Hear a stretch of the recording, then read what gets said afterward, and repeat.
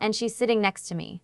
"Oh, hi Jennifer, I didn't notice you were here," I say enthusiastically with a smile on my face. 5 minutes passes, and yet we still haven't started our class. I can't help but ask Jennifer, "So who are we waiting for?" "The Avalon Pack." She rolls her eyes at this stupid name. I'm in confusion, and she continues to explain.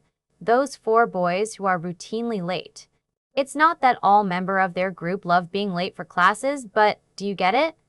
I nod, and she continues. "Anyway, our class always start late because of them. I want to get into a good university, but with them being late every day, my lessons are cut short. So why don't you guys bring it up to the office? If they keep being late like this, the office could just give them a fail and then they'll be gone for good." "No, it's not simple like that." She sighs again. "The problem is, they are the richest group in the school. And guess what? The leader of this group, his father, made a large amount of donation to this school. He literally paid for everything here."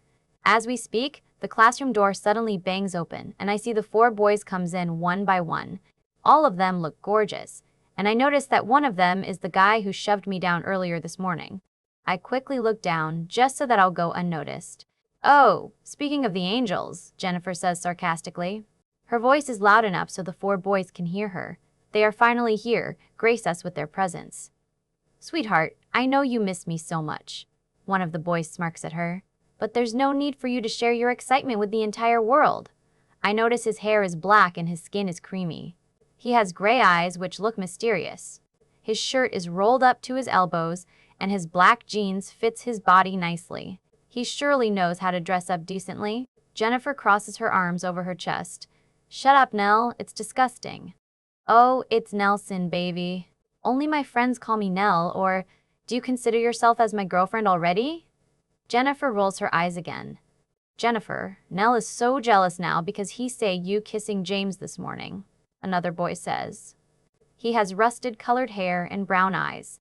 The entire class is laughing because of what he just said. I saw Jennifer's face is turning red in embarrassment. I wonder what they are talking about. I must get to know about this later when I have time. After all, I am a curious girl and I love gossip. "Could you please be quiet, Perry?" Nelson growls at his friend. "Everyone, be quiet." Mr. George finally scolds the class, but I sense the light humor in his voice. "Where have you been this time, boys? I hope you could explain to me, Mr. Smith." The guy who shoved me earlier this morning shakes his head and says, "Mr. George, you know I'm not responsible for our matter. Come on, Harrison. When will you finally learn how to be a leader and how to take responsibilities?" Mr. George says. "So, his name is Harrison, I see." "Yeah, I love his name." "Wait, what? Why am I thinking like that?" I quickly shake off the thought in my head, then look back at the group of boys. Specifically, I'm looking at Harrison. He is probably the sexiest one out of the 4 boys. He has a nice lean body that can be number 1 on any sluts list. His jet black hair is styled messily, and my hands are itching to run through it. His eyes are deep blue and they have a story behind them. I can't help but stare at them, wondering what they are trying to tell me. Harrison notices me staring at him. Even I don't realize that I am staring at him. What's wrong with me today? I notice a look of comfort comes across his face, but soon it is wiped away with a smirk. "Love what you are seeing now?" he asks me teasingly.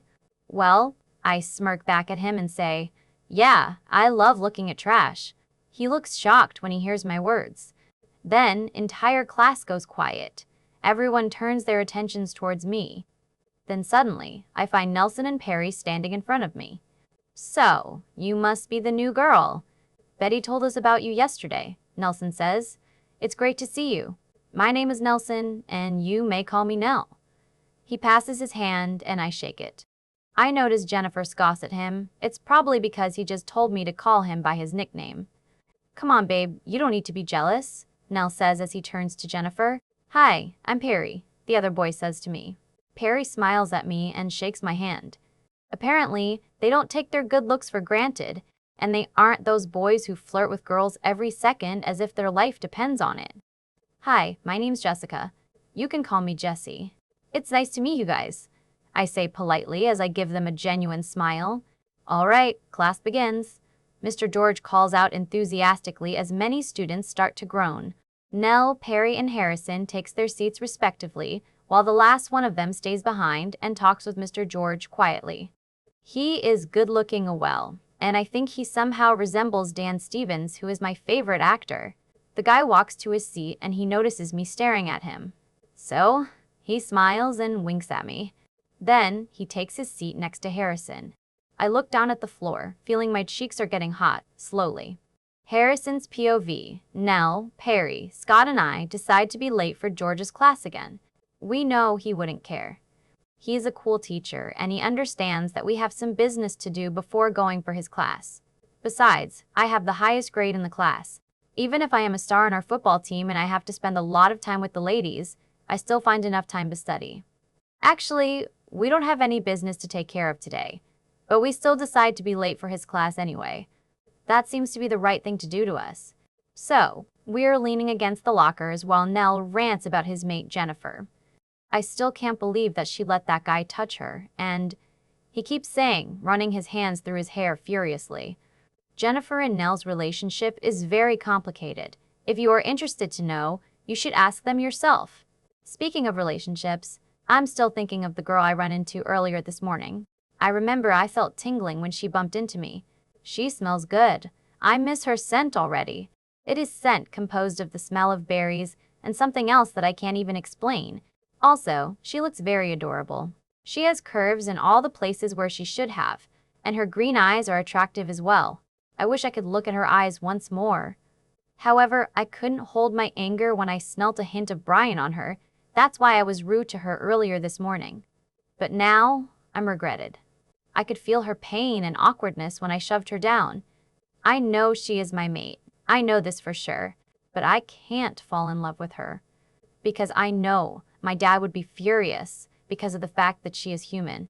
My reputation as an alpha would be ruined if others happen to know that my mate is a human, and I can't let that happen. I can't fall off the ladder. I can't make myself go downhill after everything I've done to climb high up. Hey, Harrison. Nell waves his hand in front of my eyes. I quickly come back to the reality from my thoughts. Harry, you've been quiet today. Are you all right? Yeah, I groan. Let's get to our class. They nod in agreement. As I open the door to our classroom, her scent comes to fill my nostril. The scent is so strong, and I'm already mouth-watering about this. I desperately want to touch her.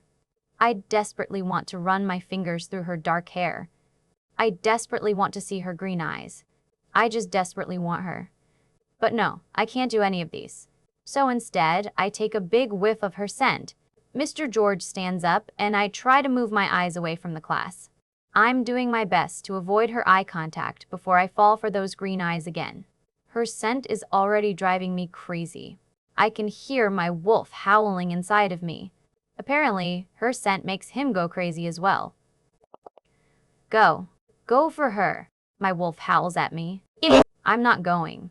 I reject him. Oh, speaking of the angels, I hear Jennifer's voice. They are finally here. Grace us with their presence. I roll my eyes at her, and Nell starts to go at it again. But I decide to ignore them and listen to what Mr. George says to me. I look at him, wondering what he will say this time. Where have you been this time, boys? I hope you could explain to me, Mr. Smith, he asks. Apparently, the reason why he asks me is because I am the alpha of the Avalon Pack, and I am supposed to take all the responsibilities. But actually, Scott is the one who is responsible, because I'm only in high school and I don't want to take that responsibility all that early. I shake my head and replies, Mr. George, you know I'm not responsible for our matter. He starts to speak again when he hears my words. Come on, Harrison. When will you finally learn how to be a leader and how to take responsibilities? I roll my eyes at him. At this moment, I feel someone is staring at me. So I slowly turn my head only to find my mate staring at me. Somehow, I find comfort in that. And I have to admit, she is so beautiful and adorable. But I'm a strong alpha. I won't let just one girl mess up with my efforts. So I turn to say to her with my signature smirk, Love what you are seeing now? Yeah, I love looking at trash, she replies. I didn't expect her to answer in this way. My smirk has conquered many girls before, and it has never failed. I'm left with shock, and everyone in the class goes silent. They turn their attentions towards her because they know that no one ever stood up to me. I am angry at the fact that she answered me back, but I am also proud of her because I know she is strong. When I am about to give her another comeback, Nell and Perry run towards her. "So, you must be the new girl. Betty told us about you yesterday," Nelson says. "It's great to see you. My name is Nelson, and you may call me Nell." Then they shake their hands. I am jealous about the fact that he is shaking her hand, and I'm not the one who is touching her right now. My wolf starts to growling again, but I once more scold it to be quiet. "Come on, babe, you don't need to be jealous." I hear Nell says to Jennifer, "Hi, I'm Perry." Perry smiles at my mate and shakes her hand. "Hi, my name's Jessica. You can call me Jessie." "It's nice to meet you guys," she says with politeness, and her smile looks genuine. But again, I'm jealous that I'm not the one she's now smiling at. Anyway, so her name is Jessica, right? I think to myself. Yeah. I love her name. I quickly shake these thoughts away. "All right, class begins," Mr. George calls out, and I start to groan with many other students. Nell, Perry, and I take our seat. When I sit down on my seat, I see Scott talking to Mr. George. He must be talking to him about our late. Jessie is looking at him curiously. As Scott walks back to his seat, he smiles and winks at my mate. That's his signature action when he sees something he likes. Then, I notice that Jessie is looking down at the floor and her cheeks are turning red. I also see a smile creeps on her face. Oh God, what the hell? Anger starts to build up inside of me, and I feel my wolf itching to come out. It is scratching at my skin. I am already growling. Scott looks at me with curiosity. I take deep breaths to calm myself down. But as Scott walks past me, I smack his head involuntarily. This is not for my will, and it earns a death glare for me. "What the hell are you doing, Harry?" "Oh," he growls. He is the beta of my pack, but I am the alpha, so I have him under control. "Don't you dare to look at her in that way ever again," I order him as I try to hold back my fury. Suddenly, I feel my pack's eyes on me. Scott gives me a confused expression. "What is it, Scott?" I try to calm down a bit. "Is she your mate?" Scott asks quietly so that no one can hear him except me. I want to say yes to his question and claim her as mine, but I remind myself I can't appear weak. "She's not my mate." "Whatever gives you that thought?" I finally answer. "Nothing." "I'm sorry, Alpha," he says sarcastically. For the rest of the class time, I can't help but keep glancing at Jessie. She is focusing on taking notes. There's a little crease between her eyebrows when she tries to understand what Mr. George is saying. I love her so much already. I love the way she bites the end of her pencil. I love the way she swings her legs. I love the way her smile brightens me up. But I quickly shake those thoughts away. I can't fall in love with her. I say to myself that I can get over her. Even thought I know it would be a great challenge. But, can I really? When I wake up, the only thing I can see is darkness. I am panting heavily right now. My back is sweaty and my shirt is sticking to it. A few moments later, I look at my surroundings and realize that I am in my own bedroom. I am safe, and I am tucked into the dark red comforters of my bed. I lay back down and sigh in relief. Thank goddess, it was just a dream. I jolt upright on my bed. I don't think I fell asleep in my bed last night. I remember I went to the shed in the backyard to grab some Epsom salt, and I saw a mysterious creature that appeared right before my eyes. I quickly shake those thoughts away. I can't help but chuckle at myself for being so stupid. This place is truly driving me crazy. I guess there's some virus in the air in this town that can cause people to hallucinate. When I look at the alarm, I find that it is 7 o'clock in the morning already. School will start in about an hour. Aunt Kara usually wake me up around this time. She isn't here today. I guess she has probably overslept as well. I try to hold my arms over my head to stretch my back, but an unbearable pain instantly comes from my right shoulder. I have to put my arms down. The pain in my right shoulder is worsened. Would it be possible that what I saw yesterday was not a dream? Would it be possible that the mythical creature actually bit me? As I think of that possibility, I can't help but shiver again. There could be some virus spreading my body right now. Oh, please don't be rabies. But soon, I gasped once again. Would it be possible that I am dead already? I quickly get up from my bed and turn on the lights. I run towards the mirror in my bathroom and look at myself in horror. I see there is a huge bite mark on my right shoulder. It is still slightly red, as I can imagine. I know it couldn't have healed this rapidly. I touch the new sore carefully, and that hurts so much. Now, I know it wasn't a dream, then that leaves me with so many questions. But who is to answer them? What was the monster that I saw yesterday in my backyard? Why did it only bite me instead of eating me up straight away? Will I become sick and suffer because of this bite mark? And, eventually, will I die? Or am I dead already? So many questions bombarded my head and I start to cry. Last night's experience runs in my head again. I feel so scared that my head even starts to ache. To make sure I'm not dead yet, I rush out of my room and run down the stairs. I find Aunt Kara at the front door. She is now talking in a hushed tone to someone. A wave of relief surges through my entire body. If I am dead and in heaven or hell, I wouldn't find Aunt Kara here with me, so I'm sure that I'm still alive. Hold on a minute. What if that beast killed Aunt Kara too? But seconds later, I start to laugh at myself for being stupid again. Hughes, it's a good time. You are so drunk and your daughter is still sleeping, Aunt Kara says. Ah, come on, Aunt Kara. I ain't drunk at all. Not own bit. Ha, bit. A voice slurs and the man chuckles. Fury surges through my body when I can finally see that man's face clearly. That man is no one other than my father's own. He continues to say, all I want is just to talk to my daughter, that's all. She's being such a spoiled brat lately. Someone needs to teach her a lesson. I run towards the door and kick it open wider. The smell of alcohol instantly filled my nose, and it feels disgusting. I'd rather not call him my father. Hair is totally messed up. His eyes are watery and his smile irritates the hell out of me. His tie was undone, and I can see some stains on his white shirt. He must have vomited after getting drunk. Darling, I miss you so moosh. Please look to me. He tries to come closer to me when he sees me. I instantly step back a bit. Go home. I'm not talking to you when you're like this. I spit. Oh no, what happened to you, Jesse? He asks. Tears start to swim in his eyes. He continues to plead. You've been so harsh to me. He suddenly burps, and I look at him in disgust. Lately? Yes, I am indeed. Can't you just go home and have a happy life with your lovely new wife? I yell at him sarcastically and shut the door in his face. I close my eyes and start to count to 10 just so that I can calm myself down. Hey darling, are you all right? Aunt Kara asks me worryingly. I turn to look at her and say softly, yeah, I'm all right. Just forget about it. Next time we see him around here, just call the police. She nods sorrowfully. A few seconds later, I notice she is looking at me with a mischievous smile. Moreover, she is looking at the bite mark on my shoulder. Tell me, darling, who was in your room last night?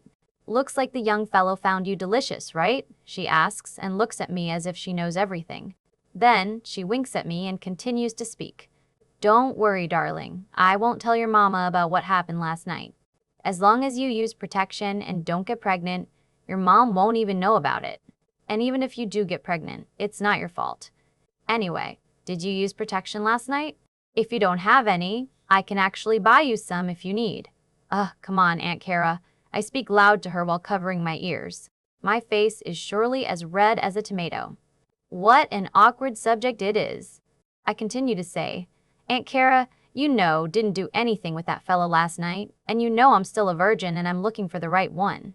What you were talking about is so disgusting, Aunt Kara. You're such a crazy old woman, I explain. But she looks at the bite mark on my shoulder, and I see disbelief is written all over her face.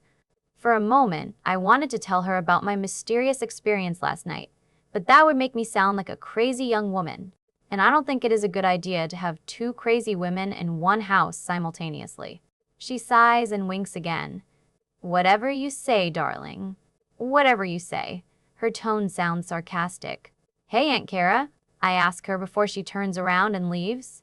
Am I dead? I'm still not 100% sure about it. I mean, things happened till now are too far from normal. How could I know if I'm living in the world that I used to live when I'm alive? Aunt Kara looks at me with a funny expression. Now I know you are the one who's crazy, you crazy young woman. She laughs at and walks away. Well, I guess two crazy women have to inevitably stay in one house today. 2 weeks passed, and now I know Harrison wasn't kidding when he said that I was going to regret everything I did to him. During the past 2 weeks, he constantly harassed me. Either he was throwing trash at my head when I'm studying, tripping me when I ran in gym, teasing me, or spilling his drink on my homework. What surprised me the most is that he even did some of the old school stuff, like filling my lockers with soda to make everything sticky, spilling his drinks yet another time on my lunch, things like that. His behavior is simply too childish. Sometimes he behaves like a 6-year-old kid. I decided to ignore it and walk away, because I can't respond to every single one of his actions. But I must make one thing clear. I'm not going to show him I am weak. I'm going to make him think that he could easily get everything in his way. He'll get it back in the future, somehow and sometime. He will be going to regret everything he did to me. The Raven Pack has been helping me a lot. They made my situations much easier. They helped me clean my locker, bought me lunches, and caught me when I fell in gym. They also suggested me to keep extra copies of my homework, just so that I won't be helpless when Harrison dirties it. Every time someone stands up to Harrison and tells him to leave me alone, his behavior just gets worse. Betty even smacked him in the head a couple of times and apologized for him. But after that, she was told to stay away from me. Mr. Devil threatened her that if she hung out with me, it would make things worse. But what hurt me the most is to see him hangs out with other girls. After I got bitten in my shoulder, I start to feel a strange connection with him. It feels like a magnet which is trying to pull me to him every time he is around me. My heart becomes painful every time he accidentally brushes against me. I also find him even more attractive. My hands somehow keep itching to run through his hair or touch his face. Speaking of that bite mark, my shoulder is healed not long after I got bitten. It leaves a small crescent-shaped mark behind. It looks a bit strange, but oddly beautiful at the same time. It almost looks like a birthmark. The mark is exactly where my neck and collarbone meet. All of a sudden, I feel fingers snapping in my face and I have to wake up from my recalls. I look up and find Harrison smirking at me again. One of his arms is wrapped around Sally's waist, and I move my eyes from him and his new girlfriend. Now, I have found out that for every week, he has a new girlfriend. It's almost like a routine, but still, I just keep feeling the same odd pain over and over again. Am I in love with him? No, it's not possible. But I vaguely hear a little voice in my head says to me, "You are in denial." Brian comes closer to me and I can tell he is tense by the look of it. We have become the best friends during the past 2 weeks, and he is like a brother to me. Clearly, he is so angry that he wants to beat the shit out of Harrison already. But I tell him not to. It wouldn't help in any way. The entire of the canteen goes dead silent. Everyone has their eyes fixed on us. This scenario happens almost every day now. I sigh when I realize how terrible I look. My hair is messy. I woke up late this morning, so I didn't have time to put on any makeup. My clothes has got Coke stains on it. Harrison accidentally spilled it on me earlier. Also, my eyes are decorated by dark circles because I had to do my homework twice and that caused me to stay up late at night. Before I could say anything, Harrison spilled his soup all over my white shirt. Good, it's got more stains on it now. Suddenly, silence is replaced by laughter in the entire canteen. I stand up and try to clean up my shirt. I sigh again. "Jennifer, can you please help me clean up?" I ask her. There's no anger in my voice, it just sounds tired. Jennifer quickly comes over to me and looks at me with a sorrowful expression. I grab my bag. There are some clean clothes in it just so that I can change them in case of such things happen to me. Before we leave, I look back at Harrison and I see he is kissing the little bitch. Sally's hands run up his chest, and I wish it is me feeling those defined muscles. My eyes are blurred with tears, but I'd bite my lips hard and don't let one tear escape. I don't want Harrison sees me crying for him. Harrison opens his eyes and sees me staring at him. He turns too at me while keeps kissing his slut. His eyes twinkle with amusement and then the bastard winks.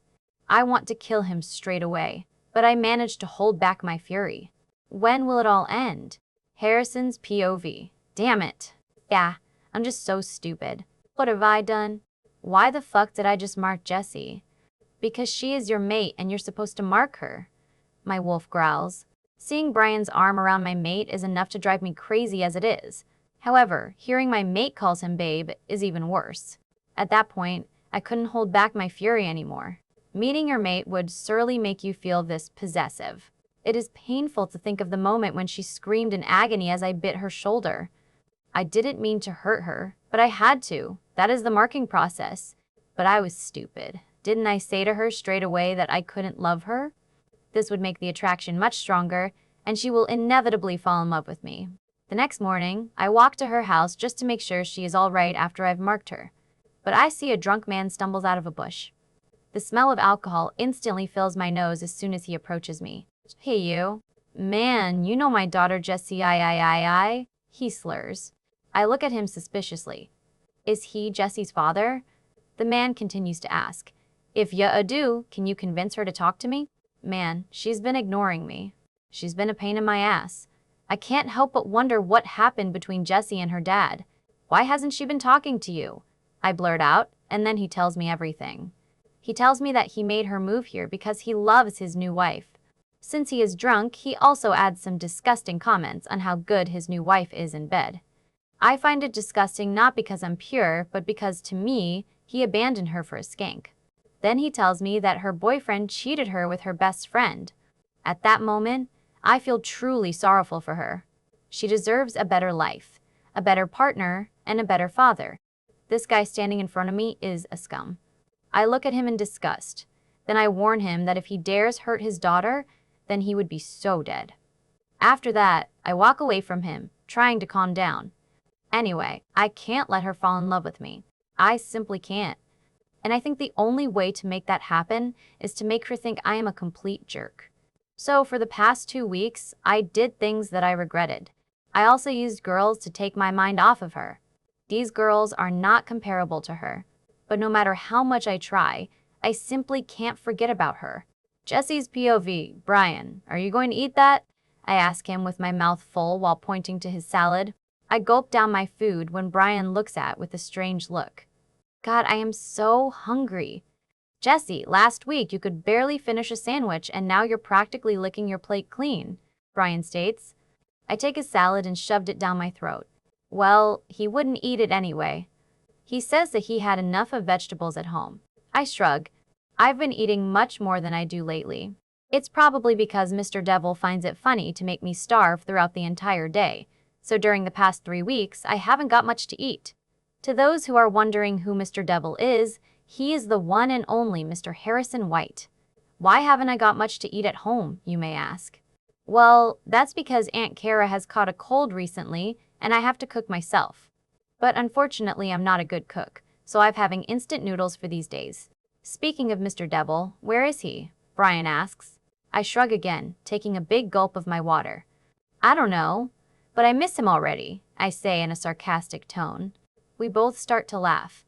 The chair next to mine makes a scraping noise as it is pulled back. I know someone is sitting next to me. Who is that?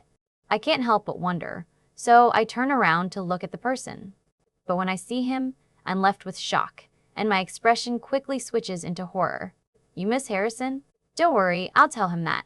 He will soon be checking up on you, Scott says jokingly and smiles at me. Today definitely isn't my day. Scott, why are you here? I ask. Well, hello to you too, Brian. He ignores my question and greets Brian. Scott, what is this? Do you want things to get worse? Brian questions him. I don't know about you, but I don't want to see her get hurt anymore. She's practically my sister now. Relax, Mr. Smith. Harrison is quite busy at the moment. He won't be here anytime soon, Scott comforts him. I sigh in relief. Besides, fuck what that bastard says. He is not going to tell me who I talk to and who I'm interested in. Are you suggesting that you're interested in me? I'm surprised by his words. I feel the blood rushing to my cheeks. Hey, Jessie. Why do his pickup lines work but mine don't? What is wrong with you? Brian exclaims. I smack him playfully. All right, I'll leave you two alone. Have a good time, Brian says as he walks away. Thought chuckles. So anyway, I'm here to invite you to go to a party with me Saturday. Are you coming with me? She's not going. Before I could even reply, a familiar voice says from behind me. His deep voice makes my spine start to shiver. I hate it so much, but it seems uncontrollable. I find myself doing this every time he is around me. I turn around and stare at Harrison. This week, his new girlfriend is Faye. It is rumored that she got breast implants. Well, actually, it's kind of obvious. Her big, fake breasts are suffocating under that white tight shirt. Her shorts are so short. Even my underwear is longer than that. She is leaning against Harrison. I stare at her in disgust. Her black hair was a mess. Sex hair, I thought to myself. I look away quickly. Babe, it's boring here. Let's finish what we started earlier, Faye whines. Her voice sounds husky, and she flutters her eyelashes. I roll my eyes at her ridiculousness. Now I know why Harrison was busy earlier. Yeah, Harrison, just go back to your little entertainment. I believe that's much more fun than being here, I say quickly, waving him off. Then I turn back to Scott and smile sweetly. Yes, I am coming. What time is it? No, Jesse, you are not going, Harrison says. A low growl erupts from his chest. I grit my teeth and can't help wonder, why doesn't he just go and resume doing his little activity? I'll pick you up around 7, is that all right? Scott says, ignoring Harrison's words. Great, I smile at him and reply. She's not going. Who the hell are you to tell her what she can do and what she can't do? Brian comes back to us and growls back to him. Leave her alone. She's not going. Harrison growls back again. Buena, but I'm still going. Tell me, Scott, where is this party at? I ask cheerfully. At David's house. You know David, right? Scott asks. You mean that baseball player? Exactly. Brilliant. I gathered that his parties are awesome. Jesse, you aren't going. Harrison growls louder this time. I roll my eyes at him as response. Are you going? I ask Brian, ignoring Harrison, who's standing behind us. Yeah, Brian blushes. With Betty. Oh, awesome. I lean in to whisper in his ear. I see he is biting his lip. I know that he does that often, when he is nervous or embarrassed to admit something. Do you like her? Yeah, a lot, he replies. Yeah. I smile at him. He's so cute. Plus, I think they will make a great couple. I'm sorry if you find it aggressive, but you're not going to bail on me, right? Scott asks and blushes. Of course not. Damn it, Scott, you definitely don't want to go out with a pathetic girl like her, Harrison spits. I turn around and glare at him. You are the only one who's pathetic here, Harrison, Scott growls. Harrison laughs sarcastically. A mischievous expression appears on his face. You think I'm pathetic, Scott? That's because you have no idea about her story. Bro, I tell you the truth. It's hilarious. Come on, Jesse, tell him your story, would you? Why don't you tell everyone about your story? He raises his voice to make sure everyone in the canteen could hear. Everyone is dead silent, and everyone just looks at us. Even the lunch ladies and lunch assistants watches us. I stare at him curiously. What the hell is he talking about? Oh, come on, Jesse. Share your story with us.